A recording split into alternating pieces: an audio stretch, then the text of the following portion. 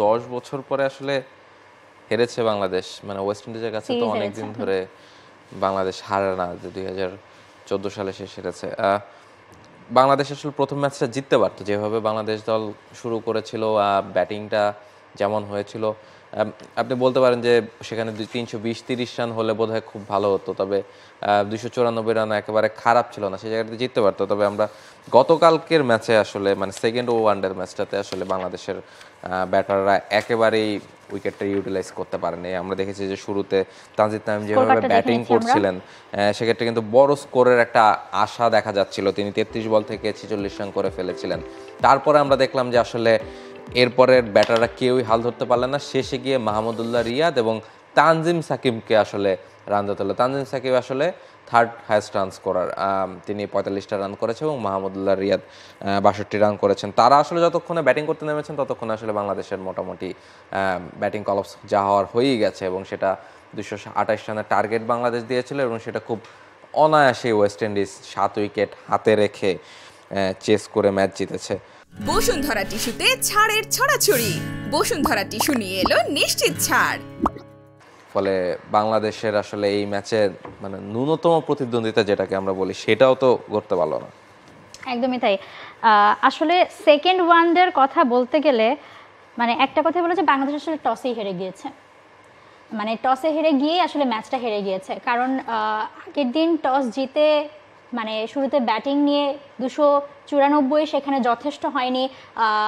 যেখানে মেহেদী মিরাজ প্রথম ওয়ানডের সময় বলেছিলেন যে 280 ইজ আ গুড স্কোর, কিন্তু আবার দেখেন কালকের ম্যাচ সেকেন্ড ওডিআই হারের পর কিন্তু মিরাজ আসলে বলেছে যে এখানে 300 রান না করতে পারলে আসলে ম্যাচ জেতার কোনো আশা থাকে না। সেখানে 227 রান নিয়ে আসলে ডিফেন্ড করাটা বোলারদের জন্য অনেক বেশি কঠিন ছিল। এক্স্যাক্টলি, আমাদের আসলে ম্যাচ বা উইকেট রিড করতে পারার ক্ষমতাটাও বোধহয় একটু ঘাটতি আছে। আপনি দেখেন যখন এই জায়গায় সিনিয়র প্লেয়ারদের কিছুটা ক্রেডিট দিতে হবে। যখন আমরা দেখেছি যে সাকিব, তামিম কিংবা মুশফিকরা খেলেন, তখন তারা এই জায়গাটা একটা ইম্পর্টেন্ট রোল প্লে করতে পারেন, যে উইকেটের বিহেভিয়ার কেমন হবে, কত রান এনাফ, কিংবা সেই জায়গায় আসলে কী স্ট্র্যাটেজি নিয়ে খেলতে হবে, এই জায়গাগুলোতে তাদের একটা ইনপুট থাকে। সে জায়গাতে যেহেতু এই সিরিজে সেরকম কেউ নয়, যদিও মাহমুদুল্লাহ রিয়াদ আছেন, নিশ্চয়ই তিনি তার ইনপুটগুলো দিয়েছেন। তারপর আসলে ক্যাপ্টেনের রিডিংয়েই দেখেন আপনি তার কথাগুলো যদি শোনেন, প্রথমে তিনি বলেছেন 280, গতকাল আবার বলেছেন যে 300-র নিচে সম্ভব না, ফলে বিশ্রান্ত অনেক রান। সেই জায়গাটা থেকে উইকেটের রিডিংটাতেও একটা ভুল ছিল, যেহেতু প্রথম ম্যাচে আপনি দেখেন বাংলাদেশ যখন 45 ওভারে 250+ রান করে ফেললো, তখন কিন্তু তাদের উচিত ছিল যে শেষ 5 ওভারে, যেহেতু উইকেটও ছিল হাতে 5টা, 2জন সেট ব্যাটার ছিলেন, তারপর রিশাদ ছিলেন, ফলে তাদের স্ট্র্যাটেজি কী হওয়া যাচ্ছিল যে চেস, বড় রান চেস করা, অন্তত 5 ওভারে যেন 60-70 রান করতে পারে, 320 এর দিকে যেন যেতে পারে। কিন্তু সেটা কিন্তু বাংলাদেশ জানে, বাংলাদেশ খুব সেফ গেম খেলেছে। মোটামুটি 300-র কাছাকাছি গেলেই যে তারা খুশি, সেটা তাদের ব্যাটিং অ্যাপ্রোচে বোঝা যাচ্ছিল। ফলে সেই যে 20টা রানের শট, সেখানে কিন্তু আলটিমেটলি বাংলাদেশ দল ম্যাচ হেরেছে। ফলে এই জায়গাগুলোতে ক্যালকুলেশনে একটু ভুল হয়ে যাচ্ছে মাঝে মাঝে। প্রথম ওয়ানডের আগে মিরাজ যেমন বলেছিলেন যে টস জেতার পরেই যে 280, এটা আমাদের জন্য আমার টার্গেটই 280। এরপর ম্যাচ হারের পরও কিন্তু সংবাদ সম্মেলনে তিনি বললেন যে না, ব্যাটিং নিয়ে কোনো আমাদের আফসোস নেই, কারণ ব্যাটিং আমরা ভালো করেছিলাম, আমরা আসলে মিডল ওভারে ওয়েস্ট ইন্ডিজের উইকেট নিতে পারিনি, এটাতেই তিনি দায় দেখছিলেন। সেখানেও কিন্তু তিনি সেই মানে ব্যাটে যে রান কম এসেছে সেটা তিনি আসলে মনে করেনি, কিন্তু সেকেন্ড ওয়ানডেতে এসে কিন্তু তিনি আসলে সেটা স্বীকার করতে বাধ্য হয়েছেন যে আসলে এখানে 300 রানের মতো না করতে পারলে কখনোই সেটা ডিফেন্ডেবল আসলে সম্ভব না, যেহেতু ব্যাটিং পিচ এবং সাথে ওয়েস্ট ইন্ডিজের ব্যাটাররা যেই ধাঁচে খেলে থাকেন। আমরা ফার্স্ট ম্যাচেই দেখেছি সেঞ্চুরি, সেকেন্ড ম্যাচেও তারা 227 রানও তারা 37 ওভারের মধ্যে উতরে গিয়েছে। এবং সব দিন তো আপনাকে মাহমুদুল্লাহ সাপোর্ট দেবে না, আর মাহমুদুল্লাহ আছেই বা কয়দিন, আমরা যদি ধরি চ্যাম্পিয়ন্স ট্রফি পর্যন্তই তিনি আছেন, বা তাও আর এরপরও যদি থাকেন। ফার্স্ট ম্যাচে দেখেন সেখানেও কিন্তু জাকের আলী অনেকের সাথে তার বড় বিশাল 94-92 রানের একটা জুটি ছিল, 96 রানের জুটি ছিল। সেকেন্ড ম্যাচেও আবার তানজিম সাকিবের সঙ্গে কিন্তু 92 রানের জুটি। এই জুটিটার জন্য আসলে মানে বাংলাদেশ উঠে যেতে পেরেছে, কারণ আপনার 115-তে যখন হচ্ছে আপনার কত 7 উইকেট চলে গিয়েছিল, সেখান থেকে তারপর 227 পর্যন্ত রানটাকে নেয়া, এটাতে আসলেই তো এই জুটিটার অনেক বড় কৃতিত্ব ছিল। এবং মাহমুদুল্লাহ অ্যাটলিস্ট ততটুকু পর্যন্ত 200 পার করা গেছে, এক সময় তো মনে হচ্ছে 200 ইম্পসিবল, বাংলাদেশের আজকে 200 এক্স্যাক্টলি 150 রানে অল আউট হয়ে যেতে হতো, যে জায়গাটাতে তানজিম সাকিব যে ব্যাট হাতে 45 রান করবেন সেটা তো আপনি এক্সপেক্ট করতে পারেন না। সেটাই তানজিম সাকিব একদিন করে দিয়েছেন, সেটা হয়তো আপনি বোনাস হিসেবে কাউন্ট করতে পারেন। প্রথম দিকের ব্যাটাররা যদি অন্তত 200-250টা রান করে দিত তাহলে হয়তো বা সেটা স্কোরটা 300-র কাছাকাছি যেত। এই জায়গায় আসলে আপনি দেখেন, যেটা শুরুতে বলছিলাম, তানজিম সাকিব যেভাবে ব্যাটিং করা শুরু করেছিলেন সেই জায়গায় দেখেন যে বল ব্যাটে আসছে, বড় শট খেলতে পারছেন, স্ট্রোক খেলতে পারছেন, সব মিলিয়ে এটা যে 300 বা 300+ রানের উইকেট, এটা আসলে যে কেউ অনায়াসে দেখলেই বোঝা যায়।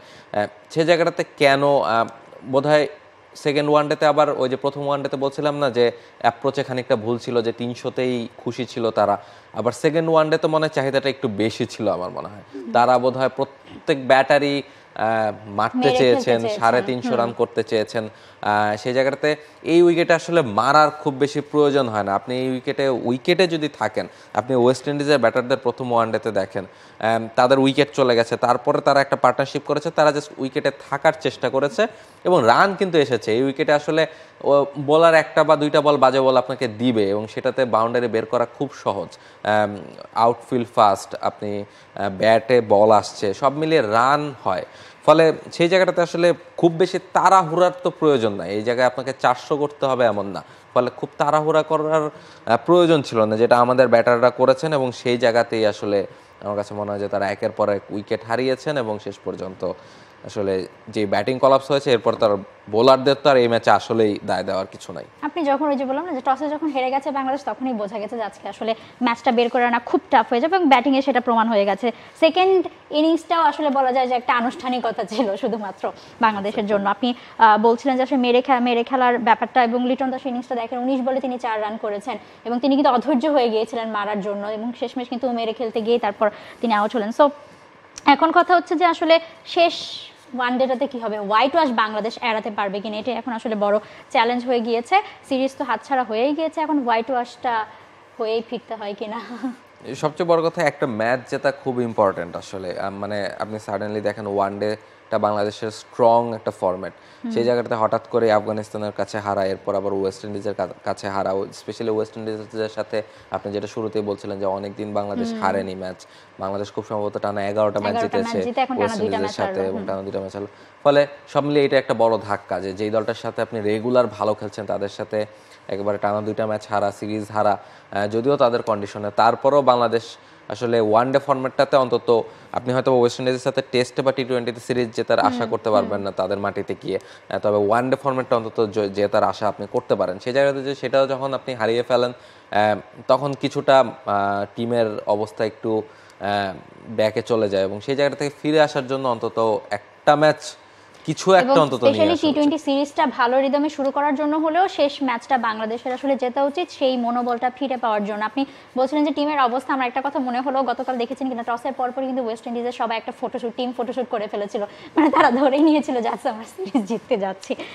That is the confidence. Okay, For more updates, subscribe to our YouTube channel and click on the bell icon. Follow us on Facebook and Instagram. Download T-Sports app to enjoy exciting games and highlights. Visit tsports.com.